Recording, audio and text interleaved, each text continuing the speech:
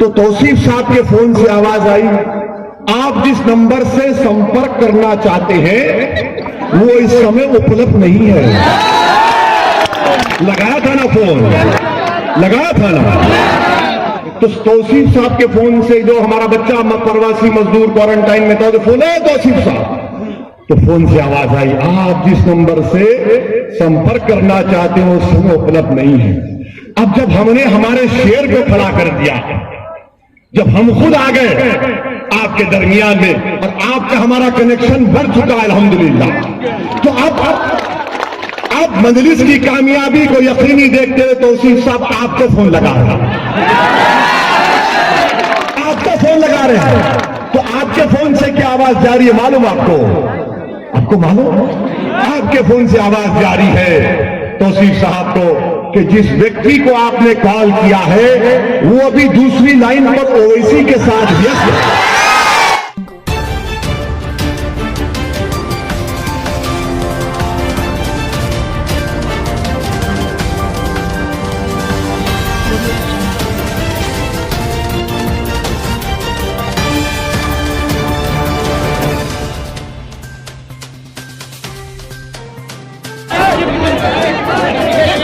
जनाब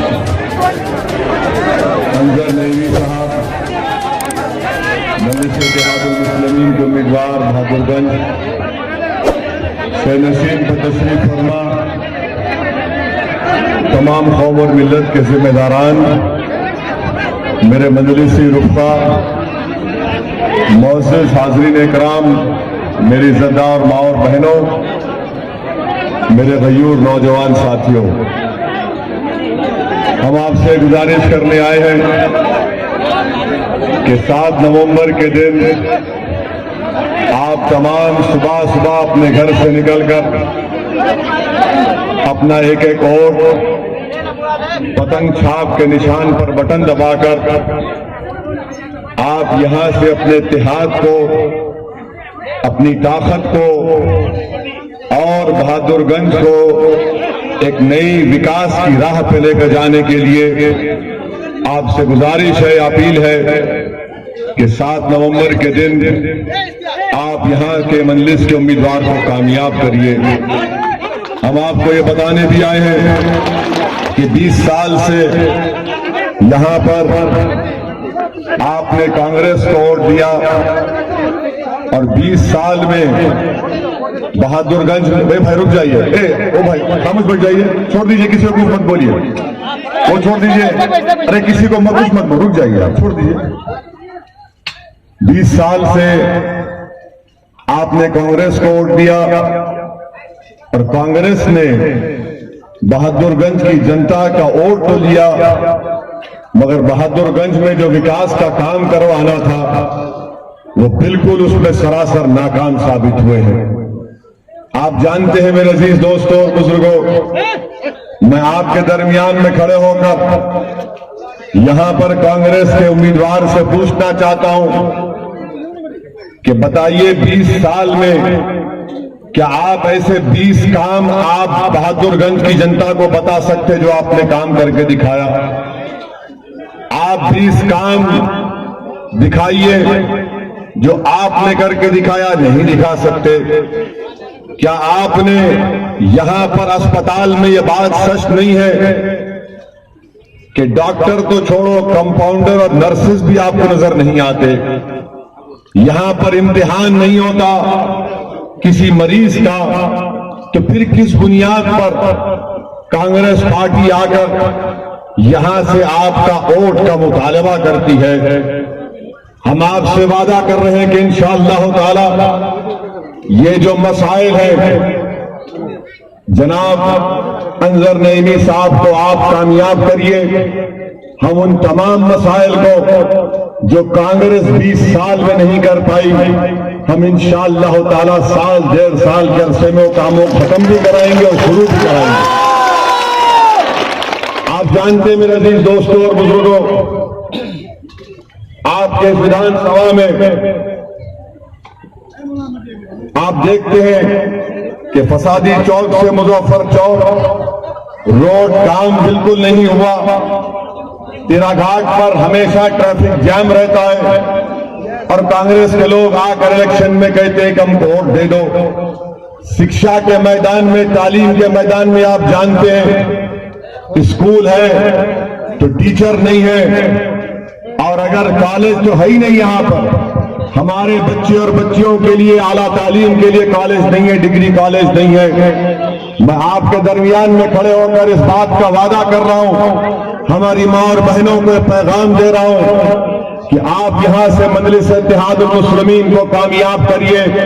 हम इंशाअल्लाह ताला तेरा घाट पर एक नया कॉलेज, हायर एजुकेशन का कॉलेज कायम करेंगे इंशाअल्लाह।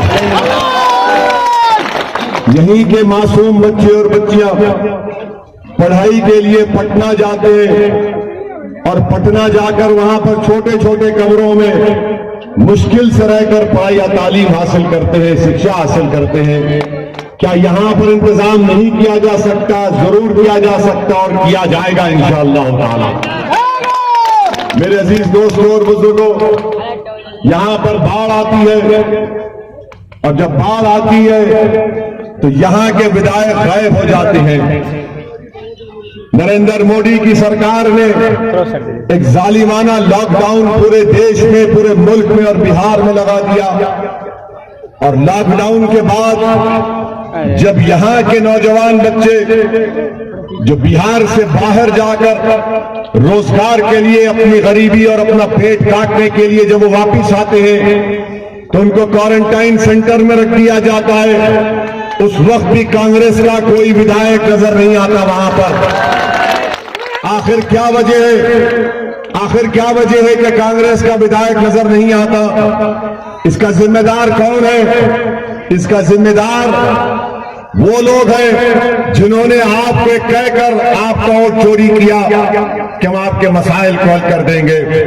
मेरे अजीज दोस्तों, मेरे बुजुर्गों, मेरी इज्जतदार मां और बहनों, आप जानते हैं कि पार्लियामेंट का जब सेशन होता है तो पार्लियामेंट जब चलती है तो अल्लाह के फजल व करम से मजलिस इत्तेहादुल मुस्लिमीन के 2 रुकने पार्लिमान हैं। आप बताइए कि जब भारत की संसद में CAA NPR NRC का कानून लाया गया, पूछिए इन कांग्रेस के लोगों से, पूछो इन कांग्रेस के लोगों से कि नरेंद्र मोदी की सरकार के सामने अगर किसी ने बेबाक तरीके से हुक्मरानों की आंखों में आंखें डालकर पूरे भरी पार्लियामेंट में हमने खड़े होकर कहा ये CAA NPR NRC का कानून भारत के आईन और भारत के संविधान के खिलाफ है, ये मजहब की बुनियाद पर मुसलमानों से नाइंसाफी करता है, और हमने नरेंद्र मोदी की सरकार के सामने, ये कांग्रेस के 55 MP हैं और हमारे 2 MP हम लोग, हमने खड़े होकर 540 की भारत की संसद में नरेंद्र मोदी के 308 MPओं के सामने उस कानून को फाड़ कर बता दिया कि हम इस कानून को नहीं मानते, नहीं मानते। ट्रिपल तलाक का मसला आया, ट्रिपल तलाक का मसला आया जो हमारे तहजीब और तमद्दुन के, हमारे क़वानीन के खिलाफ है। किसने खड़े होकर ट्रिपल तलाक के मसले की मुखालिफत की? किसने कहा कि मुस्लिम महिलाओं के खिलाफ है? किसने उस कानून की दलाइल के साथ धज्जियां उड़ाई? पूछो इन लोगों से, इनका मुंह नहीं खुलता कांग्रेसियों का। ट्रिपल तलाक के मसले में हमने आवाज उठाई। दिल्ली में फसाद हुआ, 20 से ज्यादा मसाजिद, दरगाहों को जला दिया गया, ये नुकसान पहुंचा दिया गया। 60 से ज्यादा लोग मर गए, मार दिए गए। एक बड़ी तादाद उसमें अक़लियतों की थी। भारत की संसद में अमित शाह होम मिनिस्टर के सामने अगर किसी ने उठकर कहा कि भारत के होम मिनिस्टर, दिल्ली में जो फसाद हुआ है वो फसाद नहीं है, वो नरसंहार है और 20 से ज्यादा मसाजिद को नुकसान पहुंचाया गया। मरने वालों में यकीनन हिंदू भी और मुसलमान है, मगर ज्यादा तादाद मुस्लिम अक़लियत की है। बताओ क्या कांग्रेसियों ने मुंह खोला? नहीं खोला। CAA का एहतजाज आप तमाम ने किया, क्या कोई कांग्रेसी आया? क्या कोई राजद का आया? क्यों नहीं आए? वो कहते अगर हम आएंगे तुम्हारे साथ ठहरेंगे तो हम बीजेपी को वोट मिल जाएगा, हमको नहीं मिलेगा। अरे मुझसे नाइंसाफी हो रही है, भारत से भगाने की मेरी तैयारी की जा रही है और इनको अपने वोट की पड़ी है। ये इनका कांग्रेस का असली चेहरा आपके सामने है। और ये लोग हम पर इल्जाम लगाते कि मजलिस इत्तेहाद उल मुस्लिमीन का एमपी असदुद्दीन ओवैसी बड़ा जज्बाती है, वो जज्बाती बात करता है। मेरी बात सुनो मेरे भाई, अगर किसी के सामने उसकी औलाद की तालीम का इंतजाम नहीं होता, उस बच्चे का बचपना स्कूल में नहीं गुजरता, वो बच्चा बड़ा हो जाता है, उसको रोजगार नहीं मिलता, वो बच्चा बड़ा होकर अपने ज़ईफ माँ बाप के लिए बहादुरगंज छोड़कर पंजाब हरियाणा चला जाता है। जब उसके माँ बाप घर में होते हैं, उनसे कहा जाता है कि तुम घुसपैठी हो, CAA के कानून में तुमको घुसपैठी करार दिया जाएगा। सैलाब आता है, लाखों एकड़ जमीन कट जाती है। उस नौजवान से पूछो जिस पर ये सब गिरता है तो क्या जज्बात में आएगा? ये थाली मारकर बोलेगा बहुत अच्छा हो रहा है। मैं उस नौजवान की जज्बात की तर्जुमानी करता हूं, उसके दिलों में छुपे हुए गुस्से को अपनी जबान पर लाकर ये इख्तिदार की कुर्सियों पर बैठने वाले जालिमों से आपके हक का मुतालबा करते हैं। अगर इसको जज्बाती कहते हैं तो मैं अपने जज्बात की को बरकरार रखूंगा, क्योंकि गरीबों की इंसाफ की राय हम लड़ रहे हैं। आप बताइए, 20 साल से मीठी मीठी बातें कर करके वोट हासिल किया गया। हमको कहते वोट काटने आए। अब मेरे सवाल का जवाब दो पापियों कांग्रेसियों, सुनो तुमको सवाल करते हैं, जवाब दो। और मेरा सवाल बीजेपी के नरेंद्र मोदी और अमित शाह से भी है। मैं आज के जलसे से आपसे कहना चाहता हूं कि बिहार में मुस्लिम अक़लियत की आबादी 17% है। बिहार में मुस्लिम अक़लियत की आबादी 17% है। यादव भाइयों की आबादी 14% है। कितनी है? मुस्लिम अक़लियत की 17%। हमको बोलते रहो क्या किया है, हम किसी के एजेंट बन के आए हैं। मैं यादव भाइयों को सलाम करता हूं, वो 17% है। मगर तुमको मालूम बिहार की असेंबली में उनके कितने विधायक हैं? मालूम आपको? बिहार के विधानसभा में हमारे यादव भाइयों के कितने विधायक जीत कर जाते हैं? आपको मालूम कितने मुस्लिम अक़लियत जीत के जाते हैं? मैं बहादुरगंज की जनता से, बिहार की जनता से मेरा सवाल है, आपको मालूम कि हमारे यादव भाई 14% है। 55 से ज्यादा उनके विधायक जीत कर जाते हैं। आबादी में हिस्सा 14%, मुस्लिम अक़लियत 17%। बताओ तुम्हारे कितने विधायक जीत के जाते? बताओ। मैं तो एजेंट हूं ना, आप जवाब दो, कितने जीत के जाते? किसी को मालूम? आपको मालूम? किसी को मालूम? सुनो, सिर्फ 23 जीत कर गए। 17% है और 23 जीत कर जाते। हमको उंगली उठाते हैं, हमको उंगली उठाते हैं। अरे शर्म आनी चाहिए इन लोगों को। 17%, 23, 14%, 55 से ज्यादा। मैं क्या इनका गुलाम हूं? मुझे भी तो अपनी आबादी के बराबर हिस्सा मिलना चाहिए, नहीं मिलना चाहिए? हिस्सेदारी मिलनी चाहिए, नहीं मिलनी चाहिए? क्या हम क्या किराएदार करोड़ करेंगे या मालिक बनेंगे? जब मालिक बनना है तो मालिक की तरह बिहेव करो। ये दिमागों से निकाल दो कि हम किसी की गुलामी करने नहीं आए। ना हम पटना में बैठने वाले कुर्सियों से डरने वाले हैं, हम सिर्फ अल्लाह से डरने वाले हैं, हम किसी और से नहीं डरने वाले हैं। हाँ, जो हमारे बड़े और बुजुर्ग हैं उनकी इज्जत करेंगे, इखलाक से पेश आएंगे। मगर अगर कोई कहेगा कि मैं तुम्हारा बड़ा हूं, मुझसे डरो, मैं कहूंगा नहीं डरता हूं, मैं तुमसे नहीं डरता हूं तुमसे। चाहे मेरी इस राह में हमारी जिंदगी चले जाए, मगर डरना है तो रब्बे करीम से डरना है। इनका मिजाज क्या है कि हमसे डरो हमारे फेंके हुए टुकड़ों पर जिंदगी गुजारो और हमारी गुलामी करो। ये मेरा मिजाज नहीं है मेरे भाई। हाँ, गुलामी अगर करना है इन गरीबों की करने तैयार हो, और अगर मेरे गले में किसी के गुलामी का तौक है जिसको मैं फख्र के साथ पहनता और पहनता रहूंगा जब तक जिंदगी वफा करती रहेगी, मैं मोहम्मद मुस्तफा सल्लल्लाहु अलैहि वसल्लम के गुलामों का गुलाम हूं। मेरे अजीज दोस्तों और बुजुर्गों, ये मिजाज आपको देने आए। क्या हम हमारे यादव भाइयों की तरह 50 MLA नहीं जिता सकते? नहीं जिता सकते? जिता सकते हैं, नहीं जिता सकते? डरिए मत, खुल के बोलिए, जोर से बोलिए, पूरी ताकत से बोलिए, पूरी शिद्दत से बोलिए, इतना जोर से बोलो कि पटना में बैठने वालों को मालूम हो जाए कि बहादुरगंज की जनता खड़ी हो गई है। ये मिजाज आपको पैदा करना है। खामोश रहकर आंखों में आंसू लाके रोने से कोई सुनने वाला नहीं है। अब आंख में आंसू नहीं आएंगे। जो हमारी वोट की चोरी की उनको रुलाने का टाइम आया है और यहां से बहादुरगंज की जनता आगाज करेगी। मेरे अजीज दोस्तों और बुजुर्गों, फिर कहते हैं बीजेपी के इशारे पर ओवैसी आता है। याद रखो जालिमों, दुनिया में कोई ऐसा दौलतमंद नहीं है जो ओवैसी को खरीद सके। दुनिया में कोई ऐसा दौलतमंद नहीं है, क्योंकि मैं तो बिक चुका हूं, मैं तो बिक चुका हूं जन्नत के वक्त में, तू क्या खरीदेगा मुझे? हाँ, जो बिकने तैयार है वो बिकते हैं जिन्होंने बहादुरगंज की जनता को गरीब बना दिया।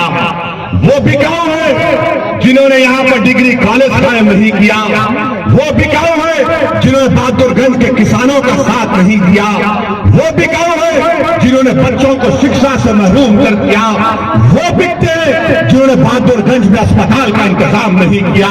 अरे हम तो वो है कि अगर वक्त का फिरौन और नमरूद भी होगा तो हम अपनी सुन्नत को अदा करेंगे और मजलूमों की आवाज बढ़ेगी। आज हमसे कहते हैं मेरे अजीज दोस्तों और बुजुर्गों, यकीनन बीजेपी को हराएंगे इंशाअल्लाह ताला। तुम हराए कांग्रेसियों बीजेपी को। हमको फिरका परस्त कहते हैं कि ओवैसी जहां पर जाता है नफरत फैलाता है। बताओ, मैंने अब तक जो कुछ बयान किया उसमें नफरत फैलाया या तुम्हारे हौसलों को बढ़ाया?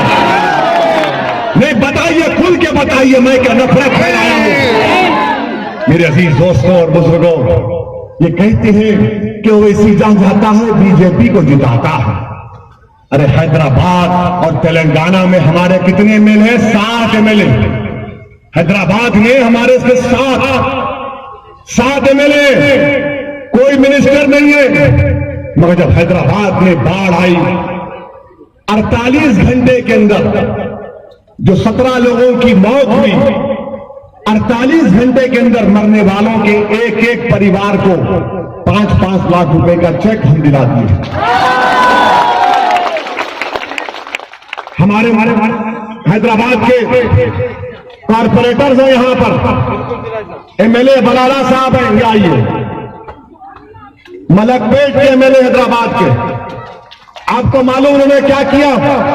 इनके क्षेत्र में विधानसभा में पानी आया तो इन्होंने अपनी एक विधानसभा में जिस घर में पानी आया था कितना मुआवजा दिलाया मालूम आपको?